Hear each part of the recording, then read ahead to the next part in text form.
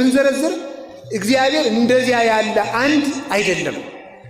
የክርስቲያን ሃይማኖት ብዙ አምላክ መደርደር መስሏቸው ወደ ክርስትና ሃይማኖት የማይመጡ ሰዎች እንቅፋት የሚሆንባቸው የእግዚአብሔርን ሦስትነት በቁጥር ሕግ ስለሚያስቡት ነው።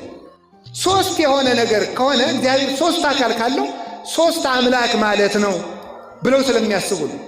ሦስት አምላክ ስላለው ሦስት አምላክ ስለሆነ በሦስት አምላክ አናምንም፣ ብዙ አምላክ ነው የክርስቲያኖች ብለው ስለሚያስቡ ነው። አንድ ደግሞ ብለው የሚያምኑበት ምክንያት እግዚአብሔር አንድ አካል እንደ አንድ ሰው ያለ ስለሚመስላቸው ደግሞ ያንን ይቀበላሉ። ስለዚህ የእግዚአብሔር አንድነት እኛ እንደምናውቀው አንድ አይደለም። የእግዚአብሔር ሦስትነት እኛ እንደምናውቀው ሦስት ያለ ስለ አይደለም ይባላል፣ ልዩ ሦስት ይባላል ማለት ነው። እኛ የምናውቀው ሦስት ካልተጨፈለቀ በቀር አንድ መሆን አይችልም። ሥላሴ ግን ሳይጠቀል